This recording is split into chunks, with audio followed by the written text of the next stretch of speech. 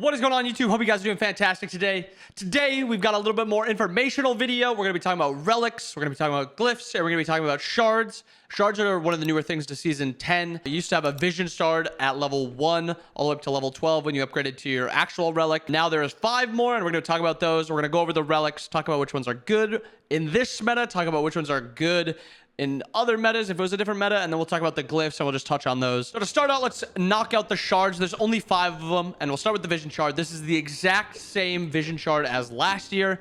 It is just a small ward. It has less area than an actual ward. It lasts for 60 seconds. And that is it. That is all it does. And you get its cooldown is 120 seconds. Next one is Carapace Shard. Your next basic attack within 3 seconds steals 20 physical and magical protections from the next enemy hit. And both the buff and debuff last for 3 seconds. This one's in a pretty okay spot. It kind of comes down to, are you going to look to gank or kill one of the enemy 2v2s in the first 5 levels? 6 levels.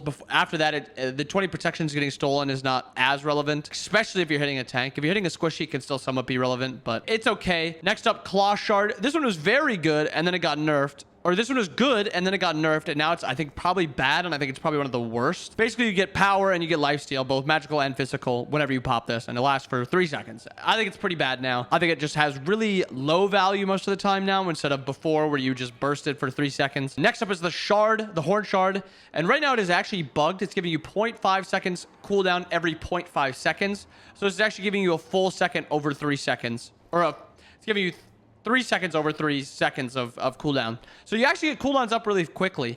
I think this is probably the best shard currently. If they keep it in its bug state, which is getting talked about right now, I think it is in a fantastic spot, and I think it is almost always going to be sick unless you're playing Hunter, which is for the Wing Shard, which is going to be giving you 40% attack speed and 15% movement speed for the next 3 seconds. Obviously, just going to be busted on anybody that's going to be using auto attacks. The movement speed also gives you a little bit of survivability, but overall, those are the 5 shards. Going over the relics now, starting with Cursed Ankh. Ankh, you're only really buying it if the enemy has healing, something like Yamoja, Terra, Guan, Hell, stuff like that. If they have that, you're going to be building into Ankh. Currently looking at both of these relics, both of the upgrades, the Drowned Ankh is still just slightly outdone by Blighted Ankh. I don't think there's any scenario where you build Drowned Ankh unless you have 2 Ankhs, and then one of you goes Blighted, one of you guys goes Drowned.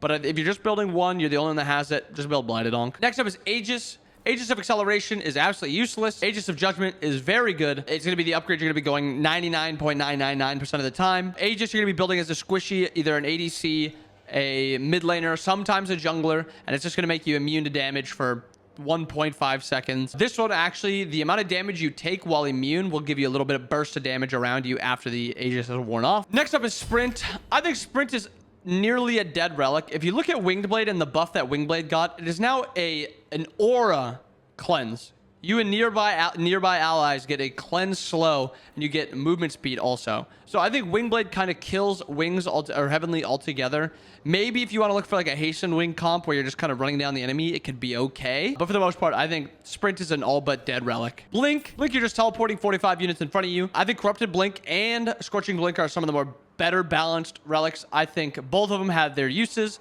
If you want to slow the enemy's damage and auto attacks and movement speed a little bit, Corrupted is sick. If you want to do a little bit of extra damage and try to blink through people, Scorching Blink has a lot of value. Beads is good on 99.99% of gods in the game. Temporal Beads is absolutely busted, and Chaotic Beads is one of the worst relics in the game. It's been gutted too many times. It's so bad. It's just going to make you immune to crowd controls for the next 2 seconds, and Temporal Beads is going to give you your actives cooldowns reduced by 3 seconds. Next up, TP. Are you playing solo lane? If you're playing solo lane, you probably need TP right now. I think both Heroic and Persistent Teleport are also pretty decent. I think if I'm playing to kind of team fight off of my TP, I think Heroic Teleport is very good. You get movement speed and you get protections after teleporting. And then Persistent Teleport, I think, is really good if you're looking to split push a lot. Might sound a little bit lame, but I think split pushing is actually really good right now in ranked. Might piss your teammates off, might piss off the enemy more, but I think it does have value. Next up, Med. Probably the best support relic in the game right now. Looking at Cloak of the Ascetic. Yeah, you're going to be getting healed, you're going to be getting mana back, and you're going to be getting cooldown resets 1.5 seconds over 4 seconds. So you're getting a lot of cooldown back, almost 6 seconds worth of cooldown. The other one, Cloak of the Avatar, is going to have the exact same healing, but it's going to give you a knockback instead of the cooldowns. Almost every scenario, the cooldowns are just worth more than the knockup.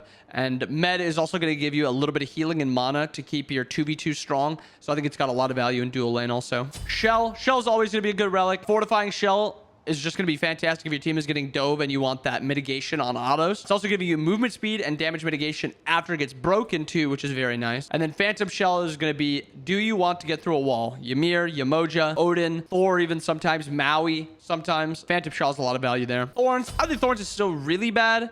Maybe it comes out and it sees some use, but I think it's still not too great. I think a lot of relics just do what it does better. Thorns of Overgrowth, I think, is the better option. I think Thorns of Sapping Strength, because it lasts only, I think it's 3 seconds. Yeah, 3 seconds, while this one lasts 5. I think it hurts it a lot. Even though the cooldown is a lot more, the total lifesteal is 50% here also, and then it's 35% for both of these also. Sunder, I think Sundering Siphon is terrible right now, but I do think Sundering Blast is really good. If you want to kill a frontliner, you want to kill whoever you're sundering, Sundering Blast does that very, very well. Bracer, comparing Bracer of Brilliance with Bracer of Illumination, I think this one is just always going to be worse. Getting power and movement speed at all times, as long as you touch it for the next 10 seconds after touching it, and then it lasts for 90 seconds, and it's a Sentry Ward, it just gives you so much fight potential on objectives. Horrific, I think Horrific feels pretty bad right now. The numbers make it seem like it should be like really good, but a lot of the time it just doesn't feel like you're making the enemy do less damage, or you're slowing them as much, or their attack speed is that low.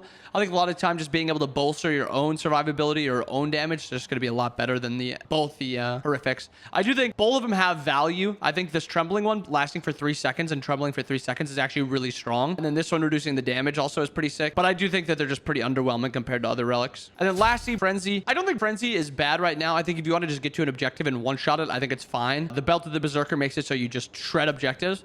But I think Bracer being just kind of what Frenzy wants to be, something that helps you burn an objective while also being a ward and giving survivability with movement speed, kind of just does what Frenzy wants to do, but better. This one can be really good in team fights, giving you the refresh, giving extra damage, attack speed, stuff like that. And this one could be good on objectives, but I think a lot of the time it's just easier to use Bracer too. And then I just want to touch on the tank glyphs. There's 6 of them, starting with the Amulet of Silence. This one can actually be pretty good. I think it's weird that you have to stack it up kind of, and then it has a cooldown, so it makes it so you have to have both of them lined up before your next auto is actually doing something. And then it's a silence, which is fine, but it's not like great or anything, and you're also paying 600 gold for it, so I'm not a big fan of it. Amulet of the Stronghold is probably one of the best glyphs in the game. It's giving you 15% of your physical protections converted to magical protections. You'll see solo laners build this because it's giving them almost 115 magical protections some game. Magi's Revenge, with Magi's actually getting changed to be protections, a lot more protections instead of health, I think it actually helps the item a little bit. Magi's Revenge was more of a jungle item, and I think Magi's Shelter is more of a support item. I think they're both okay. Magi's Shelter is when your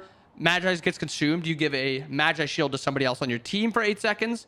So I think it's good, but it doesn't proc on the same CC you get hit by. So if you and your teammate next to each other get Thor dunked, you'll get cleansed, and then the enemy or your teammate won't get cleansed, which makes it feel not as good as it could IMO. Lastly, the 2 breastplates. Breastplate of Determination. You're going to be getting protections for every time you take that type of damage. I think it's okay. I think it's just something you get stacked up, and you don't really get the burst of movement speed when you want. It kind of just happens, and you can't really play around it. So I think it feels pretty bad in that scenario. But I do think Breastplate of Vigilance, if you want to have your ult, if it's not like a super important ult, something like Hercules, where you can like blink, dash, ult the enemy ADC. You can also lower their attack damage by 15%, which actually feels pretty nice sometimes. But overall, I think your best bet for best relic for supports right now is just Amulet of the Stronghold. I hope you guys enjoyed the video looking at relics, shards, and glyphs. If you guys have any questions, drop them down below. Let me know what you guys think. I hope you guys have all for us today. I'll see you guys again next time, and peace.